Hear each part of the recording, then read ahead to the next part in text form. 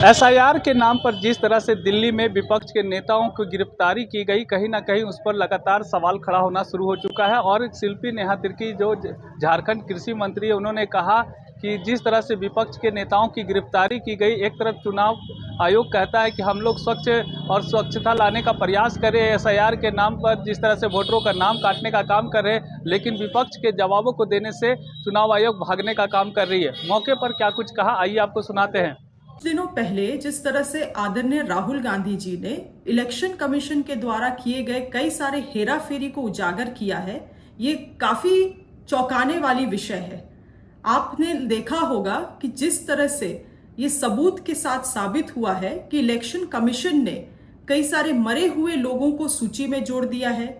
कई सारे जिंदा लोगों को मरा हुआ घोषित कर दिया गया, एक ही एड्रेस से 100-200 लोगों को दिखा दिया गया और साथ ही साथ एक ही व्यक्ति का एक ही वोटर आईडी से अलग अलग राज्य की सूची में जोड़ दिया गया।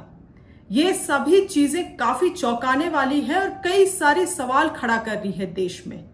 देश की जनता जानना चाहती है कि आखिरकार हकीकत क्या है और ऐसी स्थिति में इलेक्शन कमीशन को सामने आके स्पष्टीकरण जारी करना चाहिए अपने तरफ से, क्योंकि देश में लोकतांत्रिक व्यवस्था है और लोकतांत्रिक व्यवस्था में हर एक वोटर को एक वोट का अधिकार है और उसी से लोकतांत्रिक व्यवस्था का स्थापना होती है।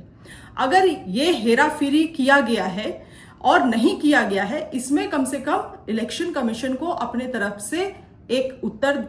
या जवाब दायर करना चाहिए और साथ ही साथ इस बात में भी सफाई देना चाहिए कि 2024 में केंद्र में जो सरकार चुन के गई,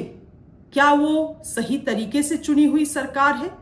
धोखा से बनी हुई सरकार है, हेराफेरी से बनी हुई सरकार है। इन तमाम चीजों में भी जवाब देने की आवश्यकता है इलेक्शन कमीशन को।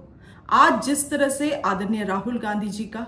आदरणीय मल्लिकार्जुन खड़गे जी का और तमाम हमारे देश के बड़े बड़े नेताओं का जिस तरह से अरेस्टिंग हुआ है, उस चीज का मैं निंदा करती हूं और मैं चाहती हूं कि इलेक्शन कमीशन जल्द से जल्द अपने तरफ से एक पक्ष लेके पूरे देश की जनता को अपना सफाई देने का काम करे।